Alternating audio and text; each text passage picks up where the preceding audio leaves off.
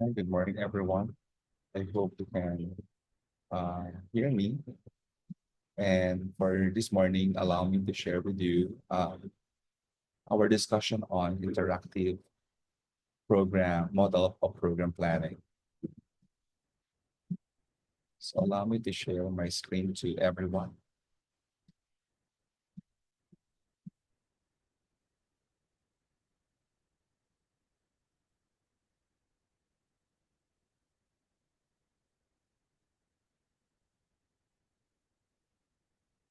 So again, good morning. Um, Today I want to talk about, and I want you to walk through with the interactive model of program planning. And this is kind of interactive model that is flexible and dynamic approach to planning educational programs, particularly for adult learners. Now, you might be asking, why do we have to go through the interactive program planning? So unlike to a traditional linear models that follows a step-by-step sequence, the interactive model acknowledges that program planning isn't always a straight path. Instead, it's a fluid and iterative. It's a process where the planners continually revisit different components such as new information, challenges, and opportunities that may arise.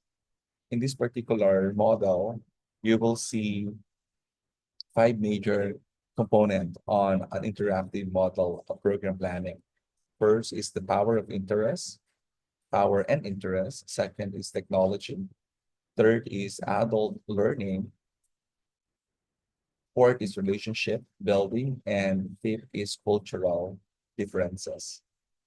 And within this five major domain of interactive model of program planning, you need to consider four major areas. Number one, you need to understand that the schedule plays significant role in this five component. Your budget, second. Third is the details, the nitty-gritty of your program. And fifth is the marketing. And along with these components and domains, there are many factors that you have to consider in order to have a successful program planning. First is the context. Second is evaluation. Third is the support, the needs assessment. What is the goal and objective of the program? How will you teach this particular program to the people under you and the transfer of learning? So there are 11 components and five areas that are fundamental in a model of program planning. But whether you're doing it um, as a beginner or an experienced program planner, you need to have that knowledge is important in any program planning. And you need to understand how you design and how you carry through the program for adult and adult learning. I also want to highlight that the interactive model is not just a program. It is also not just a plan, but it's also a combination of a power guide and also your blueprint. Hence, in order to practice this model, it is important to represent a way of thinking about program planning that are interactive in nature. Now, compared to other model or compared to linear model of program planning, the interactive has no beginning and no end. It's a cyclical process. It means that it is flexible to any program planners and it has a broader role to play compared to a linear model. Second, I want to highlight the process of planning that is essential in interactive model. It is people-centric. It means that we provide real program. Hence, it is not just based on a theory, but it's a product of culture, tradition, political relationship, and the needs of the people who will receive the program. It also means that we need to negotiate, no? and talk about the program or the plan, uh, be it among teachers, learners, and organization. Like what I've said, unlike the traditional linear model, it follows a step-by-step sequence that are interactive. And it also acknowledges that program planning is not always a straight path. Instead, it's a fluid, it is iterative in the process where the planners continuously revisit different components such as new information, challenges, and opportunities that may arise. So, aside from that, what are the key characteristics of an interactive model? Number one, it is nonlinear and it is flexible. So instead of following a rigid sequence, planners move back and forth between different stages based on the needs of the learners, based on the needs of the institution and their goals, as well as the external factors. Second is that it is learner-centered or people-centric, meaning to say that the model emphasizes an active involvement from participants, ensuring that their needs, their background, their learning style are shaped or even shape or shaping the program. And finally, it is context driven. The planning is influenced by real world conditions such as organizations' priorities, available resources, and societal changes. Another thing is that it allows the planners to take into account the differences among cultures when planning or even conducting the program. The model is one of the few among the multiplicity of models that describe what needs to be done and to provide a specific practical suggestion for how to tackle each component.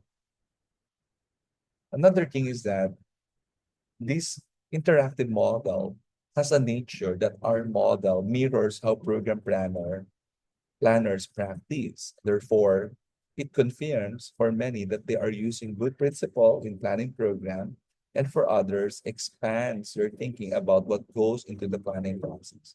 So just imagine if you are doing an interactive model, it's really a collective effort. It's a collaborative process wherein the beginners, the developing, and the experienced one are helping one another in order to come up with a better program for adults or for adult learners. Another thing is that the model assists experienced practitioners in framing education and training session. So in an interactive model, we can say that there is some sort of mentor and mentor relationship that will allow other members of the team to be equipped or even to be mentored by an experienced one. So both the new and experienced practitioners from a variety of sociocultural backgrounds have been able to use the model and even adapt to their specific context. There are core components of an interactive model. Was as I discuss this one by one, I want you to understand that there is no strict sequence in these components. The following components are crucial in shaping a well-structured program. So the first is you need to understand the learner's needs and context. What does it mean by that? Before designing any program, we must assess the learner's needs through survey or through a focus group discussion or even consultation. We also consider external factors such as organizational goals. No? What are the policies of the institution or what are the industry trends? Because these may impact the program content as well as its delivery. Second, as I said a while ago, no, it is important that you define the goal of the program as well as its objective. So goal must be learner-centered, it must be measurable and aligned with institutional or community needs. Always remember that the objectives help guide curriculum design instructional strategy, as well as assessment methods. The third core component is designing learning activities. By the way, it is not, um, I did not put that in the presentation. Third is designing learning activities and content. So this is where we develop instructional methods tailored for adult learners, such as problem solving or problem-based learning. We involve case studies or even experiential learning. The interactive model allows us to refine content continuously based on feedback as well as participants' engagement. So if you're going to look at the interactive model, the key word here is flexibility. When you talk about flexibility, you also include designing learning activities and content where it is only tailored for a particular audience. In our case, we're talking about adult learners. It, if that is based on personalized approach on how you deal with your clients or with the learners, you also need to have some flexibility on selecting delivery methods and resources. So we can consider whether the program can be a hybrid, a face-to-face, or fully online learning or seminar. The resources should include both the technological tools, some printed materials, or some experts facilitator that are identified or even adjusted as needed. Alongside with flexibility is the implementation and the adaptation. So unlike a rigid model, the interactive approach encourages real-time adjustment um, or during the delivery of the program. So meaning to say there will be moment that you need to make some adjustment in the middle of the program. So it is not structured um, in such a way that it will not disrupt the entire program or the entire plan. And as a program planner, as well as facilitators, our goal is to be observant, to be open to feedback, and to be ready to modify the activities in order to enhance the engagement as well as the effectiveness. And finally, in the area of flexibility, you need to include assessment and continuous improvement. Evaluation is not just the end, but occurs throughout the program.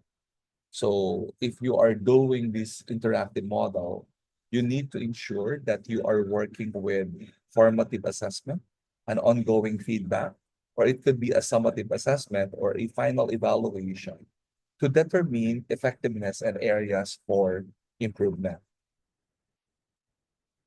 Now that we have learned some of the components or core components of an interactive model, allow me to present to you some tasks within each component of the model. So program planner use the list of tasks differently, depending primarily on the context and on their level of experience with planning education and training programs for adults. So how do novice and experienced program planners use this model? So if you are a novice program planner, you can use this for coaching or it could be for mentoring.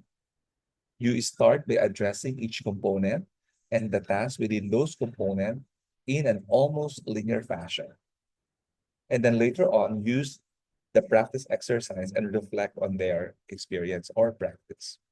So again, this interactive model, you can do it step by step, depending on how fast you understand the process. And then as a novice or beginner program planner, you supply all the needed information in each component so that you will not be able to miss anything. Now you might be asking, Doc Glenn, how can I use this model if I'm already an experienced program planner? Well, for an experienced program planner, you can select a particular component and even direct their attention to why and how the program context plays a part of it. No? Then after that, you address this task by thinking of them as a planning tool. And then later, make sure that you capture the component and the tasks that are given to you in a new perspective. Thus, it's not a routine, but rather it is already a practice.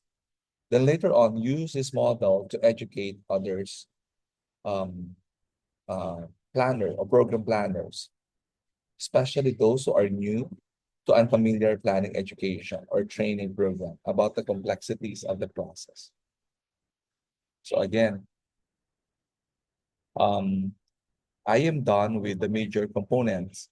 No, before I proceed to the nitty-gritty of the component of the program planning model, there are three reasons why we use interactive model. Now, why am I sharing this to all of you?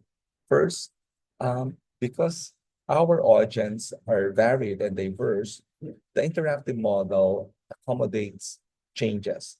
Meaning to say, if new challenges arise, example, technology issue, or shifting to a learner's need, then we can easily adjust without disrupting the entire program.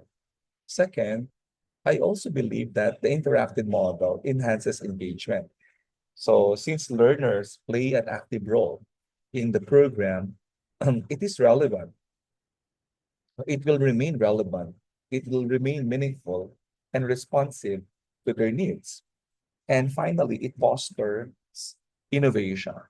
Because it is not rigid, facilitators can experiment with new approaches as well as the best practices.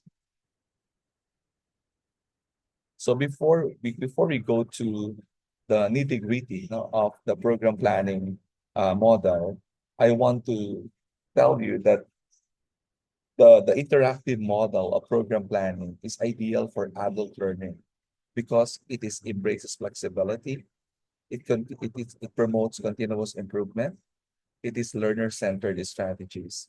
And as educators and planners, we must be adaptive, responsive, and open for refining our approach to ensure meaningful experiences. So I'll end first this discussion and we will go back later to the nitty-gritty of the program plan. Thank you very much for listening.